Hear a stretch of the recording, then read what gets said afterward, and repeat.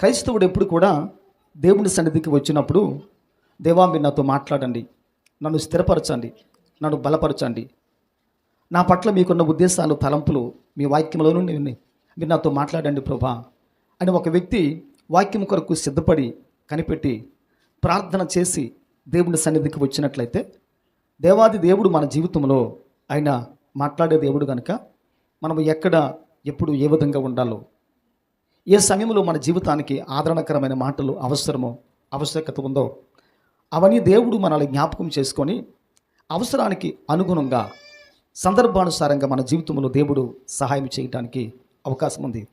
అయితే ఒక వాక్యం చూడండి, దావీదు సంకీర్తన 46వ అధ్యాయం 1, 2, 3 వచ్చిన భాగాలు మనం చదువుకొని మన ముందుకు వాక్య ధ్యానంలో మనం ప్రవేశిద్దాం.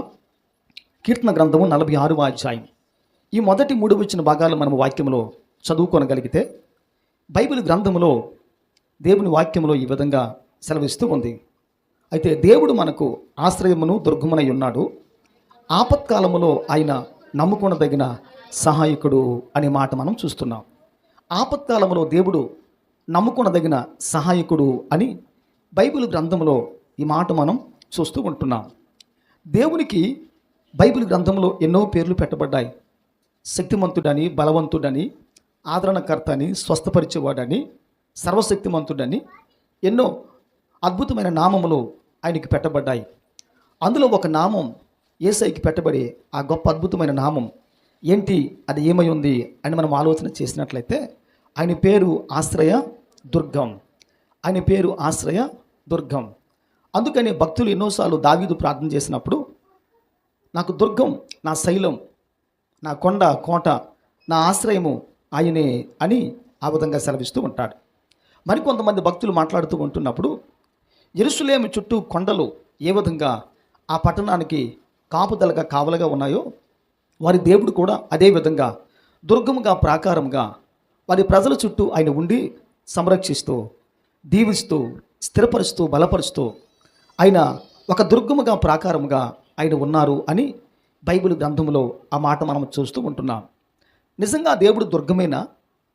అయితే నిజంగా దేవుడు ఆశ్రయము, శైలము, కోటగా మన జీవితంలో ఉన్నారా అని మనం ఆలోచన చేసినట్లయితే, ఆయన నిజంగా దుర్గమే, ఆయన నిజంగా ఆశ్రయమే. ఆశ్రయ దుర్గము దేవుడే. అయితే ఆ దుర్గానికి బైబిల్ గ్రంథంలో ఎన్నో పేర్లు పెట్టబడ్డాయి. ప్రాకారమని, కోటగోడని, ఈ విధంగా ఎన్నో పేర్లు పెట్టబడ్డాయి. ఒక నగరానికి కోటగోడ ఎంత ప్రాముఖ్యమో, ఒక దేశానికి దుర్గం ఎంత ప్రాముఖ్యమో, కోటగోడ వలె, ఆ దుర్గం వలె, ఆ కోటగోడ, ఆ దుర్గం అనేది ఆ పట్టణం చుట్టూ ఉంటున్నప్పుడు శత్రువు లోపలికి వెళ్ళటానికి కానీ బయటికి రావడానికి కానీ అవకాశాలు లేవు. ఆ పట్టణపు చుట్టూ కూడా ప్రాకారం కట్టబడకపోతే, దుర్గం నిర్మించకపోతే శత్రువులు దాడి చేస్తారు. విషసర్పాలు, విషపురుగులు, జంతువులు ఇవన్నీ కూడా అందులో ప్రవేశించి ఆ పట్టణంలో ఉన్న ఆ ప్రజలకు నాశనాన్ని, భయాన్ని, ఆందోళన ఇవన్నీ కూడా కలిగిస్తూ ఉంటాయి. అదే పట్టణానికి ఒక ప్రాకారం ఉంటే, ఒక దుర్గం ఉంటే, ఒక కోటగోడ ఉంటే, ఆ పట్టణంలో ప్రజలు సంతోషంగా, సమాధానంగా, ఏ భయము, భీతి లేకుండా, ఏ ఆందోళన లేకుండా, ఏ ఒత్తిడి లేకుండా ఆ ప్రజలు సంతోషంగా ఉండడానికి దేవుడు ఆ ప్రజల పట్ల ఆ విధంగా సహాయం చేస్తూ ఉంటాడు.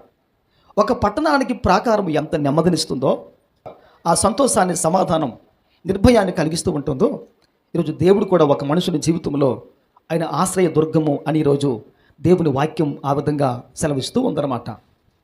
ఆ పట్టణంలో ప్రజలు కోటగోడ లేనప్పుడు ఏ విధంగా బాధపడుతూ ఉంటారో, దిగులు పడుతూ ఉంటారో, ఈ రోజున అనేక మంది ప్రజలలో ఎన్నో శ్రమలు, నష్టాలు, కష్టాలు, ఇబ్బందులు, రోగం, సమస్యలు, ఒత్తిడి, మాట విననితనం, బిడ్డలు లోబడకుండా జీవించిన ఆ పరిస్థితి, ఇవన్నీ మనం చూస్తూ ఉంటున్నప్పుడు ఈ వాతావరణం ఏది, ఏమై ఉంది అని మనం కాస్త మనస్సు పెట్టి ఆలోచన చేసినట్లయితే, ఈ వాతావరణం అంతా కూడా ప్రాకారం లేని జీవితాలే.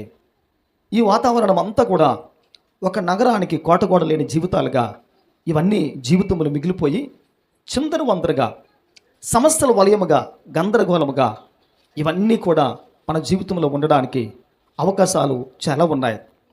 మనం ఈరోజు దేవుడి సన్నిధికి వచ్చాం, కానీ అనేక మంది మనసులో కొన్ని కలవరాలు, కొంత బాధ, కొంత ఆందోళన, భార్య భర్త గురించి, భర్త భార్య గురించి, భార్యాభర్తలు బిడ్డల గురించి, బిడ్డలు కుటుంబాల గురించి, ఆ పెద్దవారు బంధువుల గురించి, ఆ బంధువుల గురించి, ఆ విధంగా ప్రపంచంలో ఒకరికొరకు మరి ఒకరు ఆలోచించుకున్న వారు చాలామంది ఉన్నారు.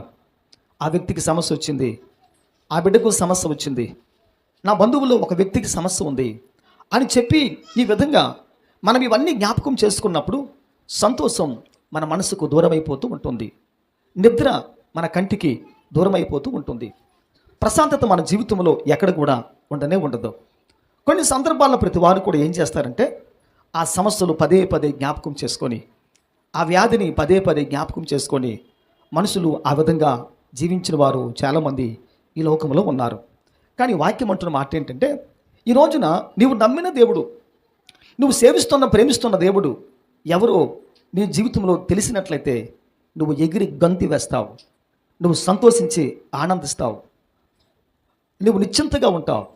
నీ చుట్టూ ఎన్ని సమస్యలు ఉన్నా సరే, నీ జీవితంలో ఎంతో ఆందోళన కలిగించే ఇబ్బందులు ఉన్నప్పటికీ కూడా నీ దేవుడు ఎవరో నీకు అర్థమైతే నువ్వు నిజంగా నువ్వు నమ్మిన వాడిని నువ్వు తెలుసుకొని ఉంటే నీ జీవితంలో సంతోషం నీకు ఎప్పటికీ దూరం కాదు, ఆనందం నీ కుటుంబానికి ఎప్పటికీ దూరం కాదు, ఆశీర్వాదాలు నీ కుటుంబానికి ఎప్పటికీ కూడా దూరం కానీ కాదు.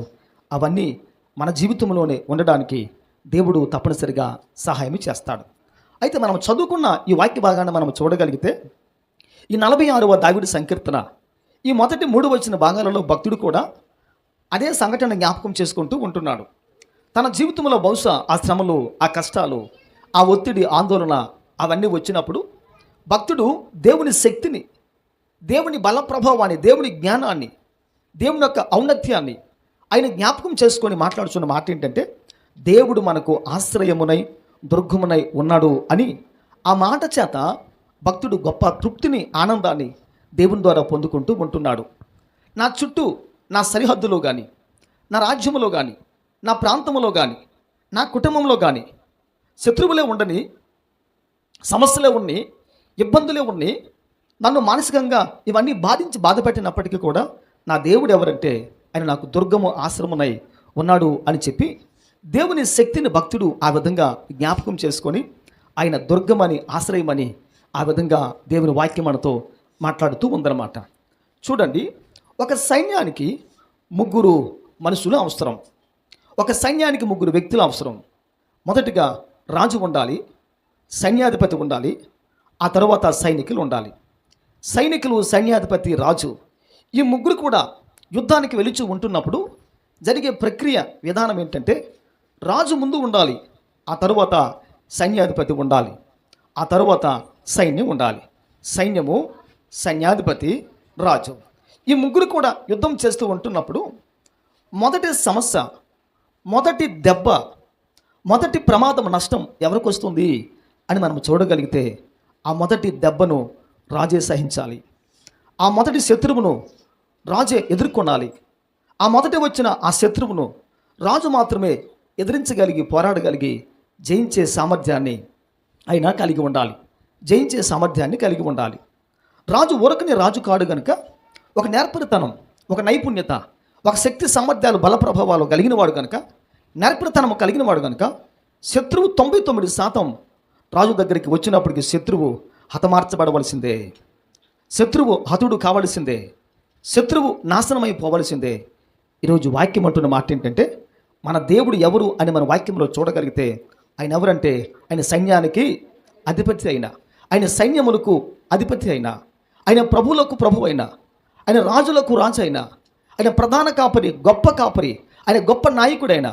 ఈరోజు మనం ప్రజలుగా ఉంటే తన రాజ్యంలో, ఈరోజు మనం అందరం కూడా ఏమండి ఒక పరిపాలకులుగా ఉంటే రాజు క్రింద, ఈరోజు వాక్యం అంటున్న మాట ఏంటంటే ఏమండి, మన రాజు మన ముందు ఉన్నాడు, మన రాజు మన ముందు ఉన్నాడు, మన దేవుడు మన సమస్యలకు ముందు ఉన్నాడు, మన దేవుడు మన కుటుంబానికి ముందు ఉన్నాడు, నీ దేవుడు నీ పేదరికానికి ముందు ఉన్నాడు, నీ దేవుడు నీ సమస్యలకు ముందు ఉన్నాడు, నీ దేవుడు నీ వ్యాధికి ముందు ఉన్నాడు, నీ దేవుడు నీ కుటుంబం యొక్క స్థితిగతులకు ముందు ఉన్నాడు. ఆయన ఏదైనా ఒక శ్రమ, సమస్య నిన్ను తాకాలి అంటే, నీ దగ్గరికి రావాలి అని అంటే రాజును దాటి రావాలి, రాజును ఎదుర్కొని రావాలి, రాజును ఓడించి రావాలి.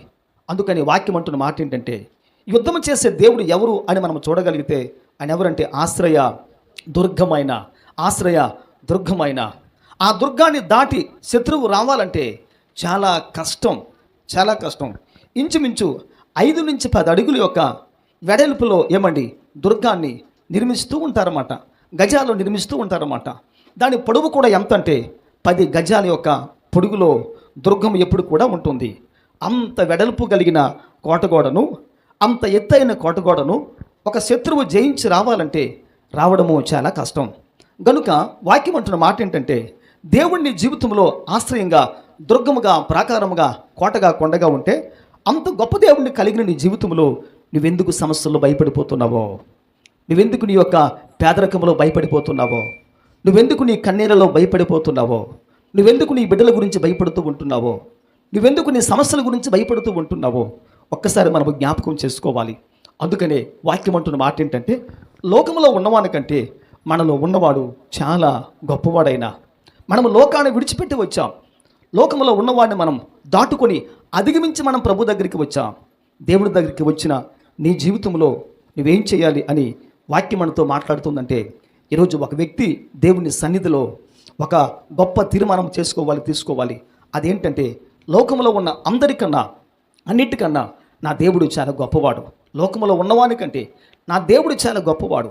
ఆయన గొప్పతనం ఎంత అంటే, కోటగా, కొండగా, దుర్గముగా ఉండి నన్ను, నా కుటుంబాన్ని, నా బిడ్డల్ని, నా ఉద్యోగాన్ని, నా వ్యాపారాన్ని, నా అభివృద్ధిని, నా క్షేమమును ఏది అంటకుండా, ఎటువంటి చెడు కార్యక్రమాలు, ఎటువంటి అవిధేయత అంటకుండా నన్ను కాపాడే ప్రభు నాకు ఉన్నాడని చెప్పి ఒక వ్యక్తి ఈరోజు దేవుని సముఖములో ఆ విధంగా విశ్వాసముతో ముందుకు సాగాలి. కనుక అందుకని వాక్యం అంటున్న మాట ఏంటంటే, దేవుడు మనకు ఆశ్రయమును దుర్గమునై ఉన్నాడు అని చెబుతూ ఆ క్రింద మాట ఏముందంటే, ఆపత్కాలములలో ఆయన నమ్ముకొనదగిన సహాయకుడు. దేవునికి స్తోత్రం. 1:7 వాక్యం చూడండి ఒకసారి. నహూము 1:7. అదేవిధంగా విలాప వాక్యాలు 3:25 కూడా మనం చూద్దాం. విలాప వాక్యాలు 3:25లో నహూము 1:7లో మనం చూడగలిగితే, తన్ను ఆశ్రయించు వారి ఎల్లా యెహోవా దయాళుడు అని విలాప వాక్యాల 3:25లో ఈ వాక్యం మనం చూస్తాం. అయితే నహూములో ఒక మాట వ్రాయబడి ఉంది. నహూము 1:7లో వాక్యం అంటున్న మాట ఏంటంటే, యెహోవా ఉత్తముడు, శ్రమదినమున ఆయన ఆశ్రయ దుర్గము అని మనం చూస్తున్నాం. 4వ వాక్యం చూడండి ఒకసారి. కీర్తన గ్రంథము 9వ అధ్యాయము 10వ వచన భాగం మనం చూద్దాం. కీర్తన 9:10లో మనం చూడగలిగితే వాక్యం అంటున్న మాట ఏంటంటే, యెహోవా నిన్ను ఆశ్రయించు వారిని నీవు విడిచిపెట్టివాడవు కానే కాదు. ఈ 3 వచ్చిన భాగాలను మనం ఈ దినం ధ్యానం చేసుకొని మనం ముందుకు సాగుదాం. 118వ దావీదు సంకీర్తన 8లో కూడా ఒక చక్కని మాట ఉంది. ఆ మాట ఏంటంటే, మనుషులను నమ్ముకొనుట కంటే యెహోవాను ఆశ్రయించుట మేలు. ఎంత పెద్ద మాట, ఎంత అద్భుతమైన మాట, ఎంత ఆశీర్వాదకరమైన మాట, ఎంత వాగ్దానం కలిగిన మాట. ఈ మాటలో అన్నీ మనం లేఖన భాగంలో చూడగలిగితే నిజంగా దేవుని యొక్క అధికారం, దేవుని శక్తి, దేవుని దుర్గం, దేవుని ఆశ్రయం ఎంత గొప్పదో ఒక్కసారి మనం జ్ఞాపకం చేసుకోవాలి. ఈ రోజున ఏ కుటుంబాన్ని అడగండి, ఈరోజు జీవితంలో ఏ వ్యక్తిని అడగండి, అనేక మంది చెప్పే మాట ఏంటంటే, సమస్యలు, బాధలు, ఇబ్బంది. నా జీవితంలో అన్నీ ఉన్నాయండి, అయితే నా జీవితంలో మనశ్శాంతి లేదండి అని చెప్పేవారు ఉన్నారు. నా జీవితంలో ఆస్తిపాస్తులు అన్నీ నాకు ఉన్నాయండి, నా మనసులో తృప్తి లేదండి అని చెప్పేవారు చాలామంది ఉన్నారు. నా జీవితంలో అన్నీ ఉన్నాయండి, నా బిడ్డలు నా మాట వినలేదని చెప్పిన తల్లిదండ్రులు ఈ రోజున చాలామంది ఉన్నారు. ఈ రోజున మనుషుని జీవితంలో అన్నీ ఉన్నా సరే ఏదో ఒక సమస్య నీ కుటుంబాన్ని పట్టి పీడిస్తుంది. ఈరోజు నీ జీవితంలో అన్నీ ఉన్నా సరే నీ మనసులో ఏదో ఒక కలవరం అనేది ఈరోజు కనిపిస్తూ ఉంది. దానిని తొలగించడానికే ఈరోజు నీ దేవుడిని జీవితంలో ఆయన ఎవరంటే ఆశ్రయ దుర్గముగా ఉన్నాడు. దేవునికి స్తోత్రం. విలాప వాక్యాలు 3:25లో మనం చూడగలిగితే, తన్ను ఆశ్రయించు వారి ఎల్లా యెహోవా దయాళుడు అని దేవుని వాక్యం ఆ విధంగా సెలవిస్తోంది. దేవుడు దయాదాక్షిణ్య పూర్ణుడు, దేవుడు దయగలవాడు, దేవుడు దీన దయాళుడు.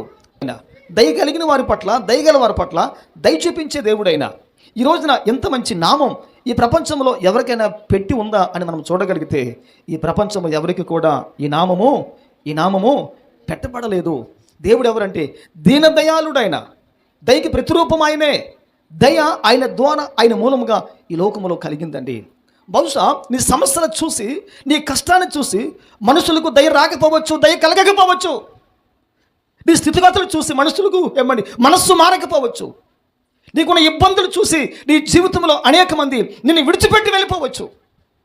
కానీ ఈ దేవుడు ఎవరు అని మనం చూడగలిగితే, ఈ దేవుడు నీ జీవితంలో ఆశ్రయము, దుర్గమైన, దయ చూపెట్టేవాడు కానీ దయ లేదు అని చెప్పేవాడు కాదు.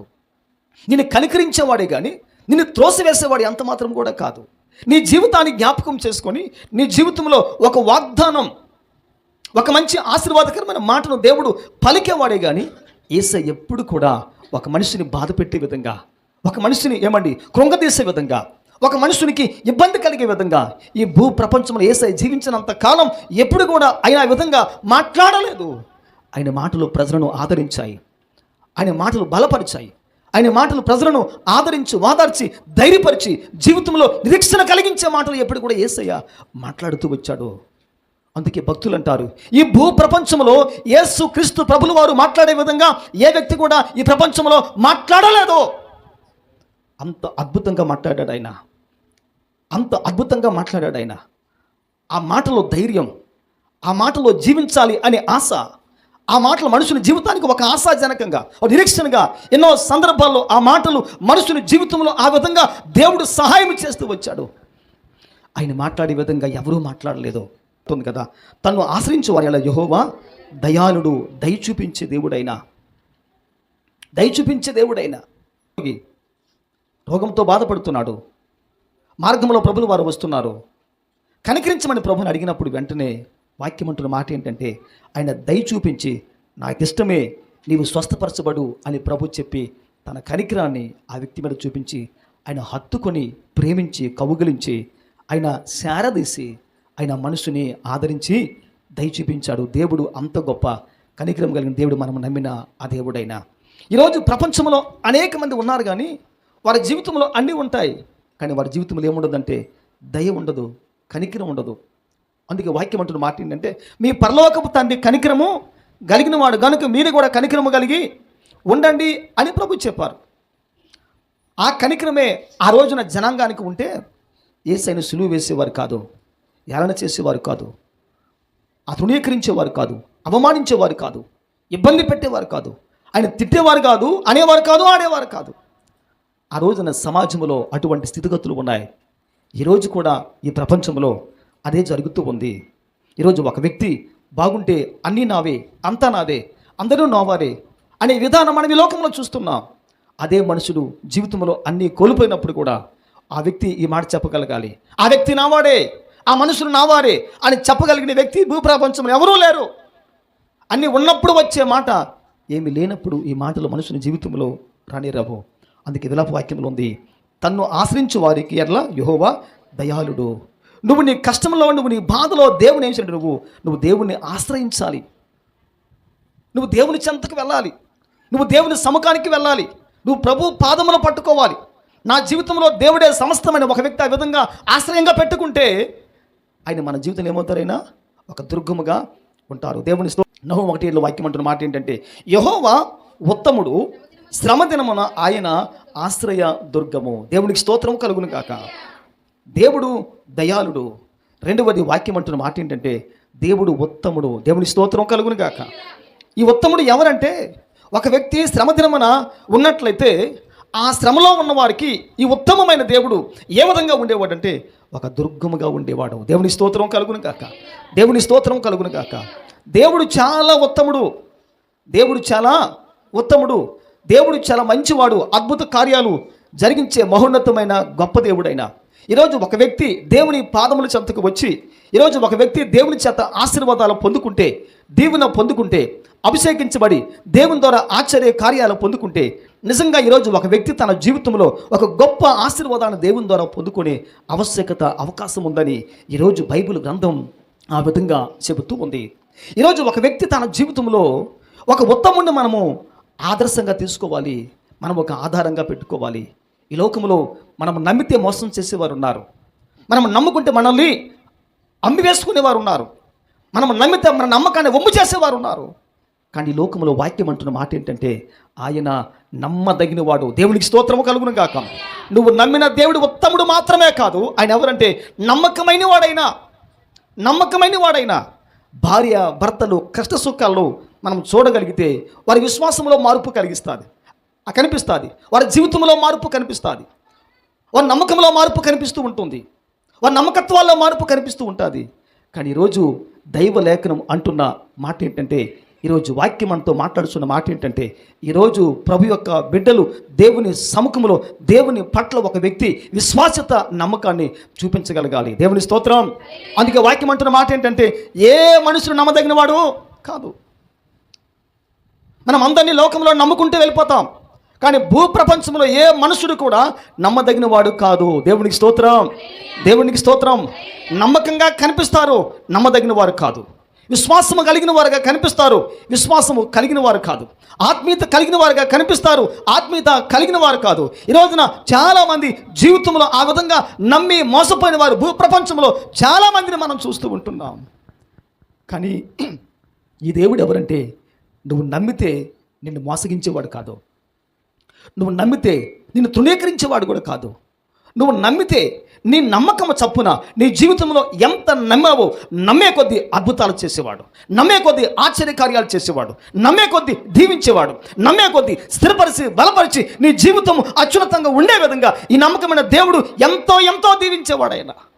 అందుకే వాక్యం అంటున్న మాట ఏంటంటే, నమ్మకమైన వానికి దీవెనలు మెండుగా కలుగుతాయి. ఒక వ్యక్తి నమ్మకంగా జీవించినట్లయితే ఆ నమ్మకంగా జీవించిన వ్యక్తి యొక్క జీవితంలో దీవెనలు మెండుగా కలుగుతాయి. హల్లెలూయా, హల్లెలూయా, హల్లెలూయా. అందుకే నహూములో వ్రాయబడిన మాట ఏంటంటే, యెహోవా ఉత్తముడు కనుక శ్రమ దినమున ఆయన ఆశ్రయ దుర్గము. దేవుని స్తోత్రం కలుగును గాక.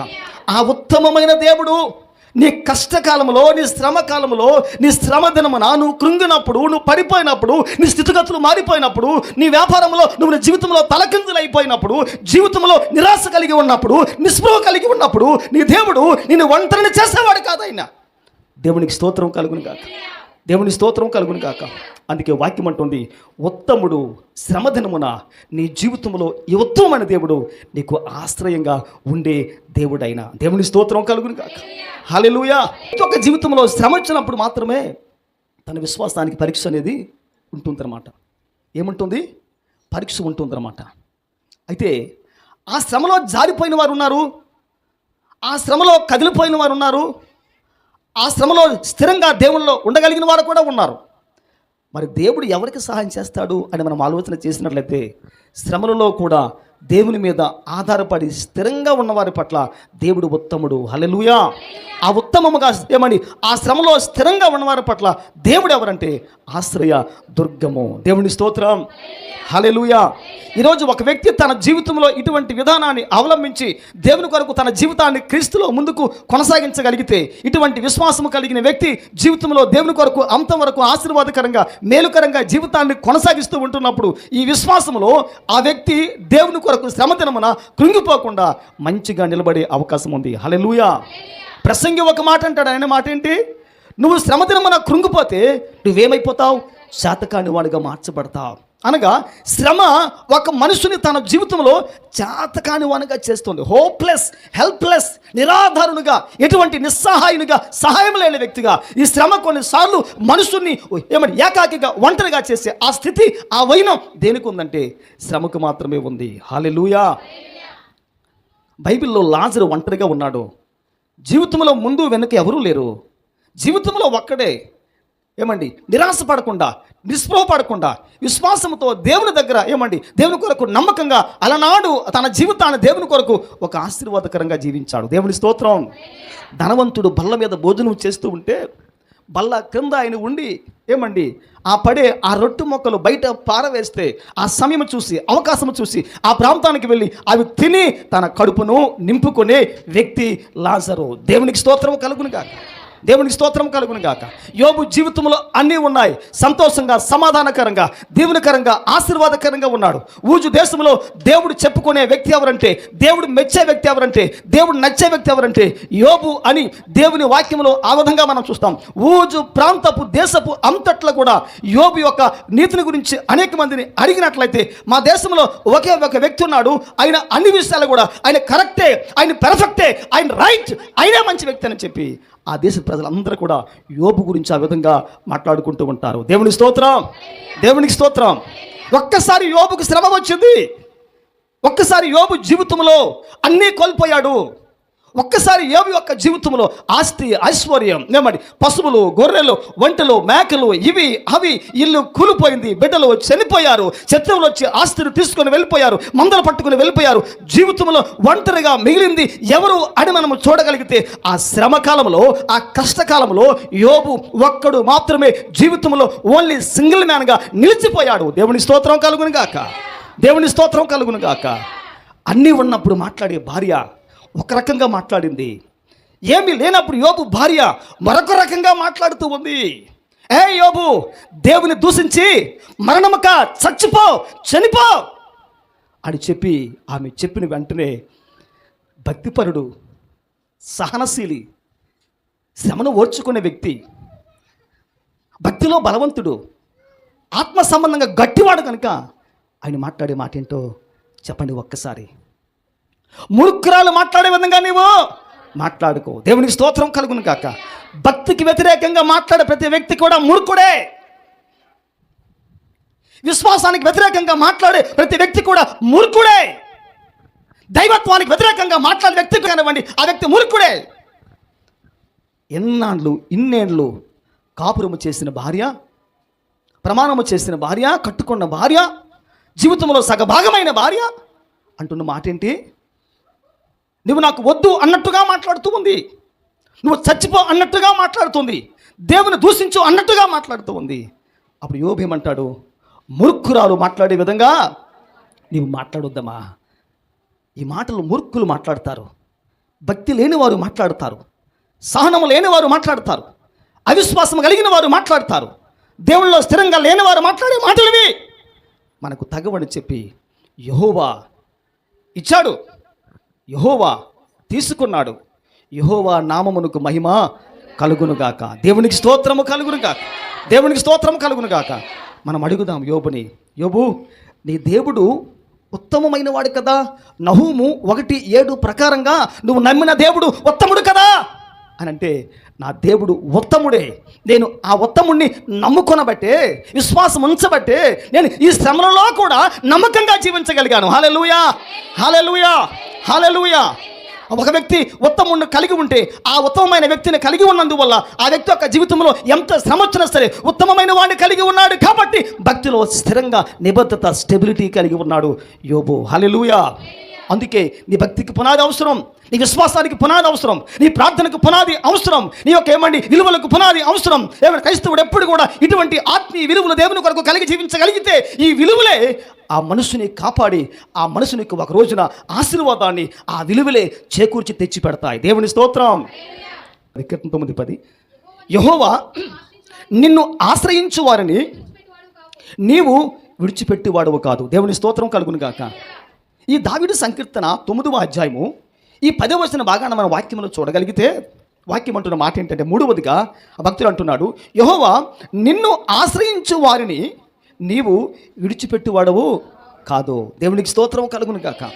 దేవుని యొక్క వాగ్దానం ఎంత గొప్పది అని మనం ఆలోచన చేసినట్లయితే, దేవుడు ఒక వ్యక్తి యొక్క జీవితంలో దుర్గముగా, ప్రాకారముగా ఉంటే దేవుడు చేసే కార్యాలు ఎంత ఘనమైనవి, గొప్పవి అని మన వాక్యంలో చూడగలిగితే, ఈ 9:10లో వాక్యం అంటున్న మాట ఏంటంటే, యెహోవా నిన్ను ఆశ్రయించు వారిని నీవు విడిచిపెట్టే దేవుడువు కానే కాదు. దేవుని స్తోత్రం. ఏమండి, విశ్వాసఘాతకులు దేవుణ్ణి విడిచిపెట్టి వైదొలగిపోయే అవకాశం ఉంది. కానీ విశ్వాసం కలిగిన వ్యక్తులు మాత్రము దేవుణ్ణి అంటుకొని, దేవుణ్ణి ఆనుకొని, దేవుణ్ణి వెంబడించి, దేవుణ్ణి అనుసరించి, దేవునితో పాటు ఉండే ఆ మమేకమయ్యే జీవితం వాళ్ళు ఎప్పుడు కూడా దేవుని కొరకు వారు ఎప్పుడు కూడా కలిగి ఆ విధంగా దేవునిలో ముందు కొనసాగిస్తూ జీవిస్తూ ఆ విధంగా వాళ్ళు ఉంటూ ఉంటారు. దేవుని స్తోత్రం కలుగును గాక. అందుకే ఈ 9:10 వాక్యం అంటున్న మాట ఏంటంటే, యెహోవా నిన్ను ఆశ్రయించే వారందరినీ కూడా నీ విడిచిపెట్టేవాడు వినాడు కూడా కాదయ్యా అని చెప్పి దేవుడు మాట్లాడుతూ ఉంటున్నాడు. బహుశా మనము దేవుని దగ్గరికి వస్తాం, దేవుడి చెత్తకు వస్తాం. అందుకే బైబిల్ అంటున్న మాట ఏంటంటే, యేసయ్య సిలువకు అప్పగించబడిన తర్వాత అందరూ విడిచిపెట్టి వెళ్ళిపోయారు. రొట్టెలు తినేవారు, అద్భుతాలు చూసేవారు, ఆశీర్వాదాలు పొందుకున్నవారు, జీవితంలో యేసయ్య ద్వారా మేలులు పొందుకున్నవారు, భౌతికంగా శారీరకంగా ఆశీర్వాదాలు పొందుకున్న అనేక మంది ప్రభుని విడిచిపెట్టి వెళ్ళిపోయారు. తన శిష్యులు కూడా వెళ్ళిపోయారు. అందరూ వెళ్ళిపోయారు. అయితే తన దగ్గర ఒకే ఒక వ్యక్తి ఉన్నారు. ఆయన ఎవరైనా యోహాను. దేవుని స్తోత్రం కలుగును గాక.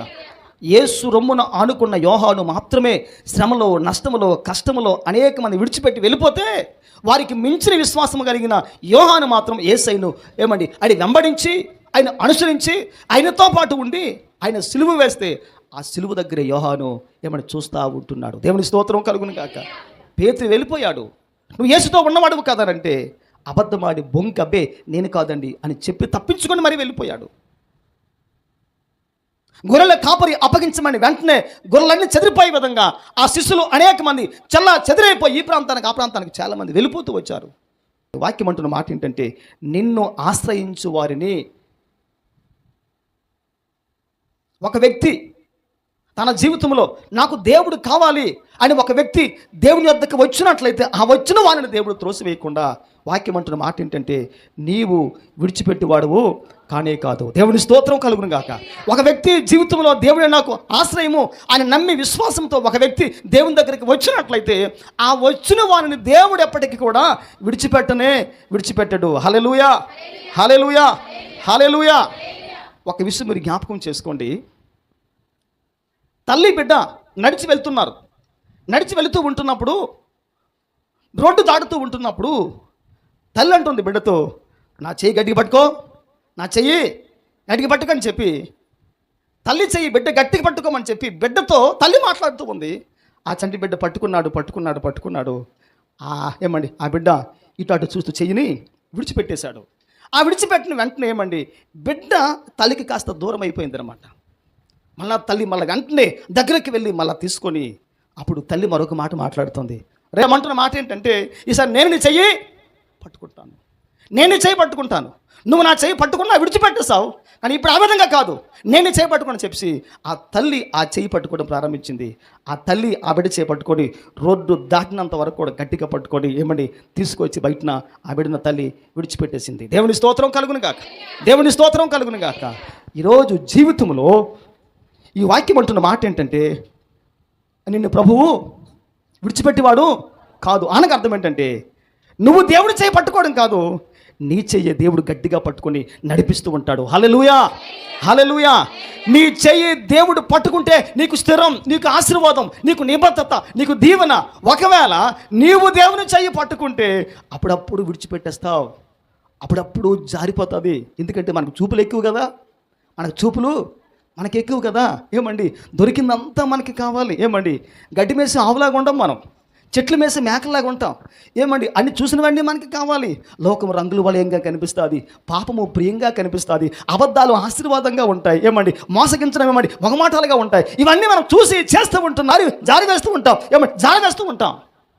కానీ ఈరోజు వాక్యం అంటున్న మాట ఏంటంటే, నీవు విడిచిపెట్టేవాడవు కాదు. దేవుని స్తోత్రం కలుగును గాక. ఒక వ్యక్తి తన జీవితంలో దేవుడే నాకు దుర్గం ఆశ్రయం అని ఒక వ్యక్తి అనుకొని మనము దేవుళ్ళలోనికి వెళ్ళగలిగితే, మనము దుర్గంలో ప్రవేశిస్తే, మన జీవితంలో దేవుడు ఒక కోటగా, కొండగా, ఆశ్రయంగా ఉంటే, మన చెయ్యి దేవుడు పట్టుకొని నడిపిస్తాడు.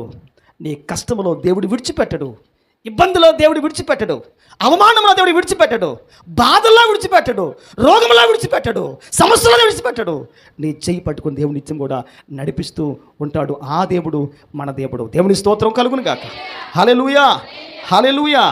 ఆయన దయాళుడు, ఆయన ఉత్తముడు, ఆయన మన చేయి పట్టుకొని నడిపించే దేవుడైనా. ఈరోజు మన జీవితంలో దేవుడు ఈ విధంగా వాక్యం అంటూ మాట్లాడంటే, ఆపత్కాలంలో ఆయన ఎవరైనా నమ్ముకొనదగిన సహాయకుడు. దేవుని స్తోత్రం కలుగును గాక. అందరూ ఎట్లాంటి వారంటే అన్నీ ఉన్నప్పుడు మనకి సహాయకులు. మనం అన్నీ కలిగి ఉంటే అందరూ మనకు సహాయకులే. అన్న, బావ, అక్క, తమ్ముడు, చెల్లి, ఏమంటే తాత, ముత్తాత, అందరూ మనకి అందరికీ మనం జ్ఞాపకం వస్తాం ఎప్పుడు? అన్నీ మన జీవితంలో ఉంటున్నప్పుడు. కానీ వాక్యం అంటున్న మాట ఏంటంటే, ఆపద వచ్చినప్పుడు అన్నయ్య అని అంటే, ఎవడరా నీకు అన్నయ్య అని అంటారు. ఆపద వచ్చినప్పుడు అమ్మా అని అంటే, నోరుమయ్యి, ఎవరు నీకు అమ్మ అని అంటారు. ఆపద వచ్చినప్పుడు అత్త, ఇప్పుడు వచ్చిందా నీకు మేనత్త జ్ఞాపకం, నోరుమి అంటది ఆమె కూడా. దేవుడి స్తోత్రం కలుగును కాక. హల్లెలూయా, హల్లెలూయా. ఆపద కాలంలో ఆయన నమ్మకమైన వాడిగా ఉంటే, ఆపద కాలంలో ఉన్న వ్యక్తులకు దేవుడు ఎవరంటే నమ్ముకోదగిన సహాయకుడు ఆయనే మన జీవితంలో. దేవునికి స్తోత్రం కలుగును గాక. హల్లెలూయా, హల్లెలూయా, హల్లెలూయా, హల్లెలూయా. ఒక రాజ్యంలో ఒక వ్యక్తి ఉన్నాడు. ఆ వ్యక్తి జీవితంలో చాలా మంచి వ్యక్తి.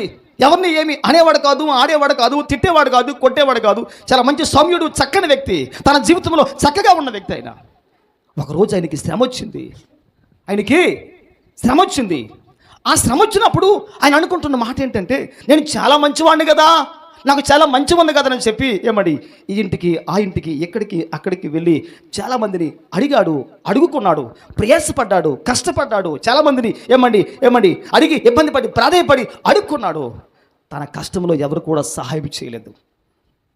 మంత్రిని అడిగాడు. మంత్రి వరకు ఆ విషయం వెళ్ళింది. ఆ రాజ్యంలో సామాన్య మనుషులు కానీ మంత్రులు కానీ ఎవరు కూడా ఆ వ్యక్తి యొక్క శ్రమకు సమస్యకు సహాయమో చేయలేదు. కొద్ది కూడా సహాయం చేయలేదు. తన మంచిని పొగుడుతూ వచ్చారు కానీ, అయ్యయ్యో అన్నారు కానీ, అబ్బబ్బో అన్నారు కానీ, ఎవరు కూడా తన కష్టకాలంలో సహాయం చేయటానికి ముందుకు ఎవరు కూడా రాలేదు. హల్లెలూయా, హల్లెలూయా. ఒకరోజు ఆ మనుషుడు ఆలోచన చేశాడు, నాకెవరు సహాయం చేస్తారు? ఇంకా నా జీవితంలో సహాయం లేదా? ఇంకా నా జీవితం మారదా? సహాయం కొరకు ఆ విధంగా మనుషుడు ఆశించి అన్ని ప్రయత్నాలు చేసి జీవితంలో మౌనమైపోయాడు. అప్పుడు తన భార్య వచ్చి అంటుంది ఈ విధంగా, అయ్యా, మనం నమ్మిన మనుషులు, మన సమాజం, మనతో ఉన్నవారు మన కష్టంలో మనకెవరూ సహాయం చేయలేదయ్యా. మన రాజ్యాన్ని పరిపాలించే రాజు మనకున్నాడు కదా, ఒక్కసారి ఆ రాజుగారిని కలిసి మన సమస్యను చెప్పుకుందాం. ఇది చివరి ప్రయత్నం. చేస్తాడు, లేకపోతే లేదు. రాజ్యంలో ఉన్నాము కనుక రాజు బాధ్యత, తన ప్రజలము కనుక రాజు బాధ్యత కనుక ఆ విధంగా చేద్దామని చెప్పి ఆలోచన చేసి అనుకొని భార్య భర్తలు కలిసి ఒక రోజున ఉదయకాల సమయంలో రాజు దగ్గరికి వెళ్ళి ఆ సమస్యను రాజుతో చెప్పుకున్నారు. దేవుడి స్తోత్రం కలుగును గాక. హల్లెలూయా, హల్లెలూయా. అప్పుడు రాజు మాట్లాడే మాట ఏంటంటే, ఈ రాజ్యంలో మీరు ఉన్నారు కనుక మీ కష్టం తీర్చే బాధ్యత నాది. మీరు ఇంతకాలము మీరు ఈ మనుషులకి మీరు చెప్పుకున్నారే, నాకు ఎప్పుడో చెప్పు ఉంటే ఈ పాటికి మీ సమస్య పరిష్కరించబడేది కదా అని చెప్పి రాజు వారిని బుజ్జగించి, వారిని వాదార్చి, ప్రేమించి ఆ సమస్యకు సహాయం చేసి పంపించాడు. దేవుని స్తోత్రం కలుగును గాక. హల్లెలూయా, హల్లెలూయా. ఇందులో ఏ నీతి ఉందంటే, నువ్వు నీ కష్టకాలంలో ఈ మనుషునికి ఆ మనుషునికి ఇక్కడ అక్కడ మన సమస్యను మనం చెప్పుకొని ఏడ్చి బాధపడి కన్నీరు కార్చి ఎంతో మనం చెప్పుకుంటూ ఉంటాం. కానీ వాక్యం అంటున్న మాట ఏంటంటే, మనుషులు సహాయం చేయకపోవచ్చు, మనుషుల జీవితంలో వ్యర్థమే. కానీ వాక్యం అంటున్న మాట ఏంటంటే, రాజులకు రాజు, ప్రభులకు ప్రభు అయిన దేవాది దేవుడు, గొప్ప రాజు అయిన, రాజులకు రాజు అయిన ఆయనతో మన సమస్యను చెప్పుకుంటే, ఆయనతో మన బాధను పంచుకుంటే, ఆయన దగ్గరికి వెళ్ళి నీ కష్టాన్ని నువ్వు దేవుని సముఖంలో చెప్పుకుంటే, నిజంగా రాజులకు మించిన రాజు నీ జీవితంలో సహాయం చేయడానికి ఆయన ముందుకు నీ జీవితంలో ఆయన వస్తారు. దేవుని స్తోత్రం కలుగును గాక. ఇన్నేళ్ళు నీ జీవితంలో నీ సమస్యలు దేవునితో చెప్పకుండా మనుషులుగా చెప్పుకున్నావేమో. నీ జీవితంలో మనుషులెవరు నీ జీవితంలో సహాయం చేయలేదేమో, నీకు సహాయం అందలేదేమో. కానీ రోజు వాక్యం అంటున్న మాట ఏంటంటే, నీ దేవుడు రాజులకు రాజు. దేవునికి స్తోత్రం. రాజు దగ్గర లేని సహాయం అంటే ఏదీ లేదు. రాజు దగ్గర అన్ని రాజుకు సాధ్యమే, రాజు చేయగలిగేవాడు, సామర్థ్యం కలిగిన వాడు కనుక రాజు దగ్గర లేని సహాయం అంటూ ఏది లేదు కనుక తన రాజ్యంలో ఉన్న నీకు దేవాది దేవుడు రాజుగా ఉండి నీకు సహాయం చేస్తాడు కనుక నీవు రాజు సహాయం రోజు దేవుని ద్వారా పొందుకోవాలి. హల్లెలూయా, హల్లెలూయా, హల్లెలూయా. నీ సమస్యను ఎక్కడ అక్కడ చెప్పొద్దు, నీ సమస్యను వీరికి వారికి చెప్పొద్దు. నీకున్న సమస్యను నువ్వు నేరుగా వెళ్ళి, వాక్యం అంటుంది, నీ గదిలోనికి వెళ్ళి తలుపులు వేసుకొని మోకరించి కన్నీరు కార్చి రహస్యమందున్న నువ్వు నీ తండ్రికి ప్రార్థన చేసినట్లయితే ఆయన ప్రతిఫలం నీ ప్రార్థనకు దేవుడు ఇస్తాడు. దేవుని స్తోత్రం కలుగును గాక. ఒక వ్యక్తి దేవుని సన్నిధిలో ఇటువంటి ప్రార్థన ఈ విధంగా దేవుని సముఖంలో చేసి దేవుని ద్వారా సహాయం పొందుకోగలిగితే ఈ సహాయము మన జీవితంలో దేవుడు మన కుటుంబానికి ఆశీర్వాదకరంగా చేస్తాడు. హల్లెలూయా, హల్లెలూయా. సహాయం చేసే దేవుణ్ణి నీ దగ్గరే పెట్టుకొని, నీ దగ్గరే ఉంచుకొని, నువ్వే కలిగి ఉండి ఎక్కడెక్కడ నువ్వు సహాయం కొరకు సహాయం చేయి, సహాయం చేయి, సహాయం చేయి, సహాయం చేయి, సహాయం చేయి అని భిక్షాటన చేయొద్దు. దేవుని స్తోత్రం కలుగును గాక, దేవుని స్తోత్రం కలుగును గాక. నీ సహాయం చేసే దేవుణ్ణి నీ యొద్ద నీతో ఉన్నాడు. ఆయన అడుగు, నీకు సామర్థ్యం ఉంటే ఆయన అడుగు, నీకు శక్తి ఉంటే ఆయన అడుగు, నీకు అధికారం ఉంటే ఆయన దగ్గర మోకరించి లొంగి వంగి ప్రార్థన చేసి శత్రువైన సాతాన్ని ప్రార్థన చేసి ఓడించు, జయించు. హల్లెలూయా, హల్లెలూయా. మన సమస్యకు పరిష్కారం మన దగ్గరే పెట్టుకుంటాం. ఎక్కడో మన రోగానికి మందు మన దగ్గరే ఉంది, ఎక్కడెక్కడో మందులు వెతుక్కుంటాం. దేవుని స్తోత్రం కలుగును గాక. నీ సమస్యకు పరిష్కారం నీ దగ్గరే ఉంది, ఎక్కడో లేదు, ఎక్కడో వెతకొద్దు. నీ దేవుడు నీలో ఉంటే సమస్యకు పరిష్కారం నీలో ఉంటుంది. మన దేవుడు మనలో ఉంటే మన సమస్యకు పరిష్కారం మనలో ఉంటుంది. ఆ విధంగా ఉన్నప్పుడు అడిగి ఒక వ్యక్తి దేవుని ద్వారా పొందుకుంటే మన జీవితాలు దేవుడు ఆశీర్వాదకరంగా చేస్తాడు. హల్లెలూయా, హల్లెలూయా. అందరం కళ్ళు మూసుకుందాం, ప్రార్థన చేద్దాం.